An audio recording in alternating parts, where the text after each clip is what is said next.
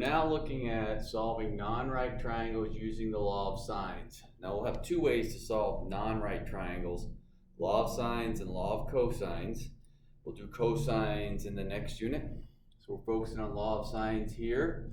And we're talking about non-right triangles. So remember, for right triangles, we have our old SOHCAHTOA and Pythagorean theorem to work with those.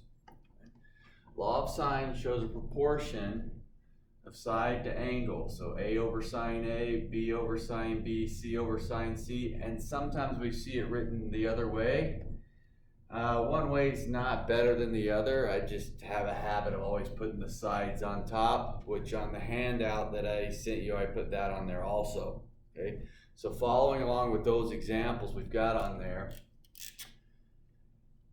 if I have side A, angle B, a lot of times it's good to list, well, this means for me to solve the triangle, I want side B, side C, angle C. So solving the triangle meant finding the missing pieces. Now most of the time things are written like this, just kind of in a linear format. If it helps you, always just draw some generic triangle. Remember, A is across from A, B is across from B, C is across from C, and then just fill in the values. That kind of gives you a diagram if you're more of a visual person. Okay. When I'm setting this up, I know I need these three pieces. Well, in law of sines, if I'm given two angles, remember the angles of a triangle add up to 180. So I can actually add these up. 37 and 82 from 180 would leave me 61 degrees for angle C. When it comes to solving for side B and C, that's going to force me into this law of sines proportion. Now remember, if you're more of a visual person, you're kind of drawing this out and labeling to help yourself, that's fine, but don't worry about drawing things to scale. You're only drawing it to kind of get it in its correct location. As far as solving for B or C, one is not easier than the other. I'm going to go for B only because I wrote it first, no other reason. So I'm going to go with my proportion, B over sine B. So I'm going to have B over the sine of 82 equals, and then I'm going to go with the part I know. I know A is 23, angle A is 37, so 23 over sine 37, and this is that proportion I'm going to solve. So B equals 23 sine 82 over the sine of 37.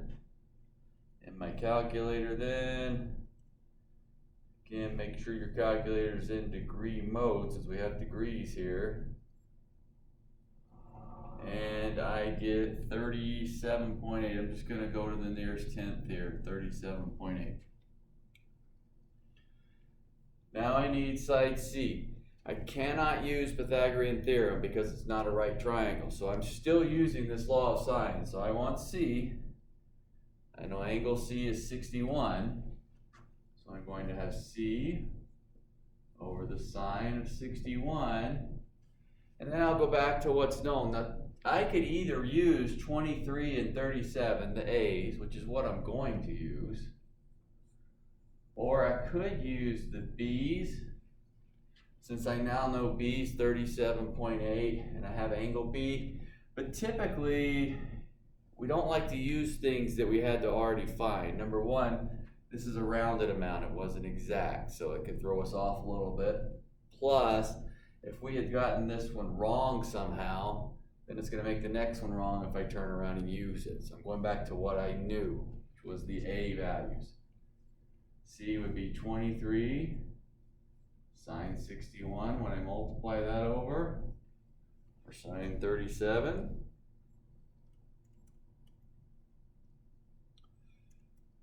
And I get about 33.4. And that solves the pieces of my triangle. I've got the three angles, ABC, three sides, ABC. One good thing to check would be, make sure your largest side coincides with the largest angle, smallest with the smallest. So Angle B is the largest angle, 82 degrees. Well, B is that largest side. A is the smallest, side A is the smallest. Now, that doesn't mean your answers are right, but you feel pretty good about your answers. A lot of times when you do that quick comparison, if you see something not matching up, that tells you something went wrong. Now let's look at the second example here. Oh. So I've given side C, so I want side A and side B. And now I want angle B, since I was given angle A and C. Angle B, A and C is 140.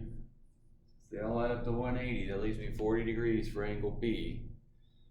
So getting that third angle is usually the quick part. Now I'll go for one of the sides.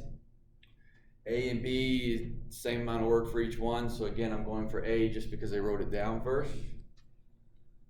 That A over sine of A, which should be sine of 110, equals my known piece, C's, 3 over the sine of 30. So A would equal 3 sine of 110 over sine 30 when I multiply that over. That gives me about 5.6. Again, I just rounded off to the nearest tenth. And then for our other one, side B, I'm going to have B over the sine of 40. And this time I was forced to use an amount I found before, but I have no other choice here. Okay. And I'll go back to my known, 3 and 30, so 3 over sine 30. B then would be 3 sine 40 divided by sine 30. Let's see what that gives me. I've got about, if I go to the nearest tenth again, 3.9. Should have on your calculators about 3.8567. Again, same comparison. A, biggest angle. Side A, biggest side. And then C and C are the smallest side, smallest angle. Feeling pretty good about my answers then.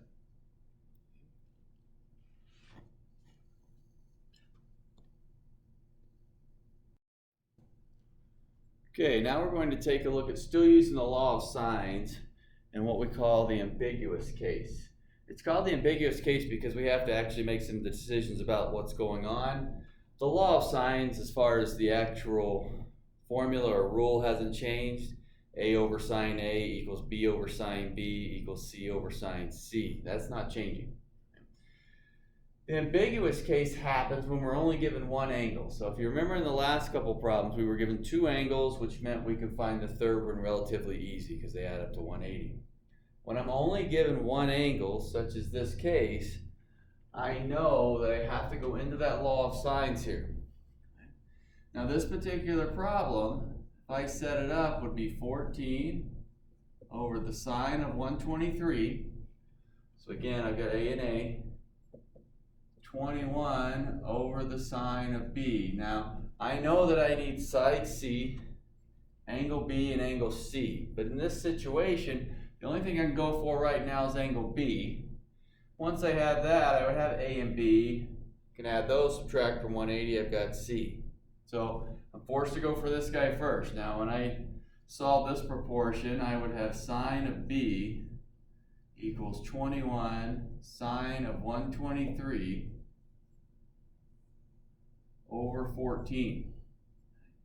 Now when this goes into my calculator, it's going to end up giving me a no solution in this case, meaning there is no possible triangle that can be written or drawn satisfying these conditions. Now let's take a look at a couple of reasons why.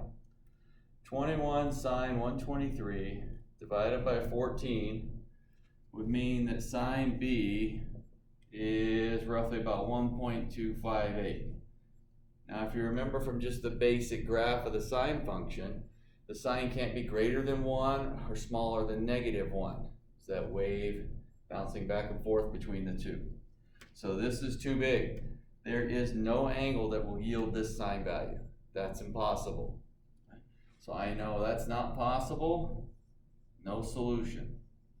Now, if I didn't catch that, Then we go back to our inverse functions, and I do inverse sine of this number, I'm going to get an error message on my calculator. There's a second way to kind of tell, wait a minute, something's wrong here. Okay? The main way to tell is from the start. We talked about the largest side has to be across from the largest angle, smallest across from the smallest. Well, when I look at the original setup, if I have a 123-degree angle, there is no angle that can possibly be bigger than that because 180 is the max. But look, side B is bigger than A, which means angle B would have to be bigger. So this is an impossible setup anyway. Okay? If that largest across from largest, smallest across from smallest, a little bit confusing to you, think of the Pythagorean theorem.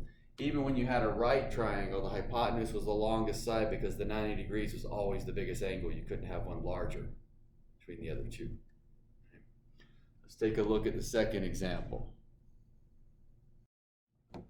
All right, the second example is going to give us a different situation. I'm still solving for an angle, so it's still what we call the ambiguous case. Didn't mean to put that degree symbol there. We're not going to fall for the trap as before, though. I know angle B has to be bigger than A because side B is bigger than A, but I've got plenty of room to get a bigger angle than a 40-degree one. So I set it up. 128 over the sine of 40.2 equals 179 over the sine of B. A over sine A, B over sine B. This means that sine B is 179 sine of 40.2 degrees divided by 128. So I can get that in my calculator here. And I've got sine B equals about 0.90263 on down the line. That's what you'll have on your calculator. And remember, we want B. So back to our inverses. Anytime I need an angle, I'm going to do the inverse function. So it would be sine inverse of that number. If you already have in your calculator there, we can go sine inverse of that value. And I get B as being 64.5 degrees. Now this goes back to one of the other lessons. Sine is positive. Sine's positive in two quadrants, quadrant 1 and quadrant 2. So remember, our calculator's helping us. It gave us this reference piece here. So this would be the quadrant 1 answer. The other one, 180 minus 64.5, would be 115. So that would be the answer, 115.5. That would be the answer in quadrant 2, what you would have. Now, that being said, the ambiguous case is because I had to solve for an angle, which meant we're going to have some thought processes going on. One thing is, hey, wait, is there another angle? Yeah, there's a quadrant 2 angle where sine's positive. Now the next decision, I have a 40-degree angle and a 64. That's not 180, so we've got room left for angle C. I have a 40-degree angle and a 115. If you put those two together, that's still not 180. So there's still room left for C. What this is producing is a two-triangle solution. What we call a two-triangle solution. So the original setup here that I was given actually will satisfy two different triangles. One of them with a second angle of 64.5 and one of them with a second angle of 115.5. I don't know this starting out. What happens is I find my angle, its counterpart in quadrant 2, both will fit with that 40, leaving me room for that third angle. Now when we have a two triangle solution, a lot of times we look at it and think, well, it gives me a ton more work to do. Not really. What I would suggest is just go ahead and make a chart. So if I did something like this, it just went A, B, C, angle A, angle B, angle C. Well, A is 128 in both. I was given that. B is 179 in both. Angle A is 40.2 in both.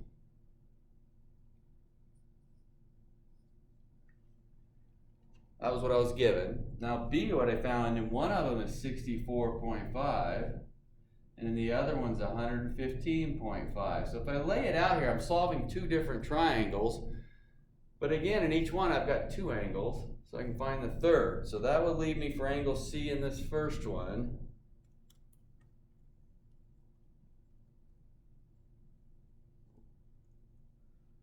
$75.3 degrees.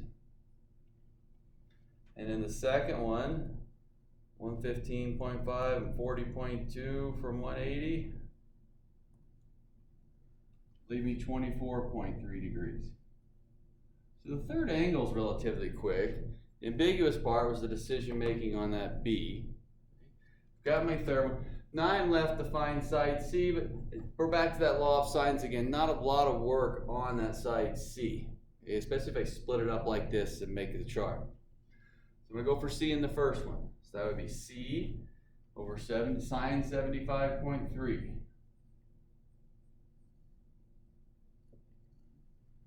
C over that.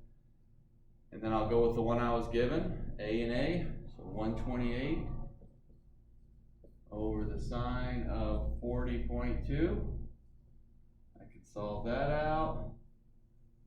C equals 128 sine 75.3 over the sine of 40.2.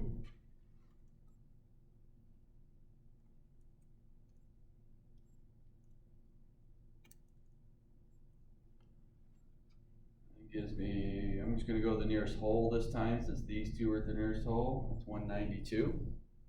And quick check again. Largest angle C, largest side, smallest angle A, smallest side. I'll go to my second triangle. C over the sine 24.3 since that's angle C in the second one. And back to my 128 over sine of 40.2, A over A.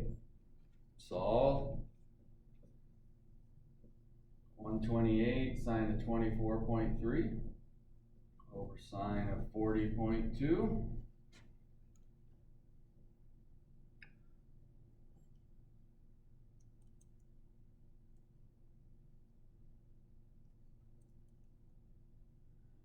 Again, I'll go the nearest whole. I've got 82. I actually had 81.606957. So on 82. Same comparison.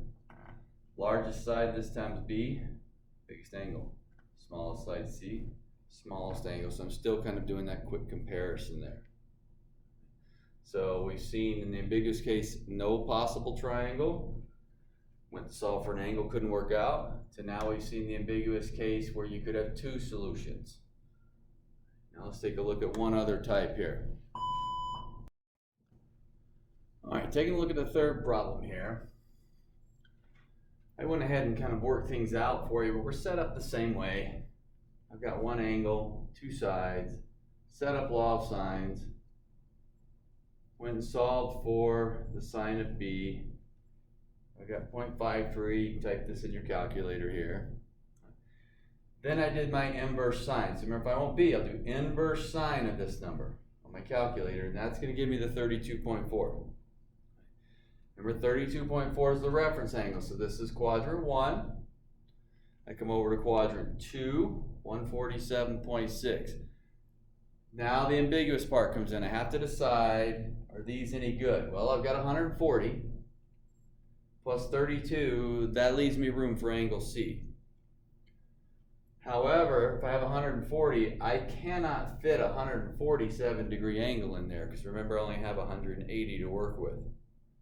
So this second angle cannot work with this setup. So this ambiguous case gives me one triangle solution.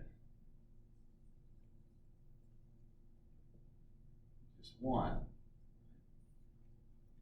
And that angle B in this one is going to be that 32.4 degrees. And I have angle A at 140. So that would leave me 7.6. So angle C would be 7.6 degrees. I already have side A and B.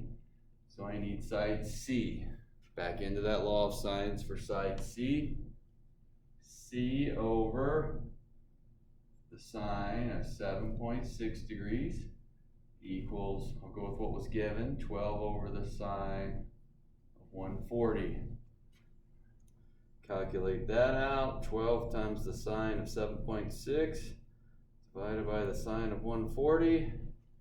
And if I go nearest tenth again, I got about 2.5. I had 2.469. So again, same comparison. Smallest angle, smallest side.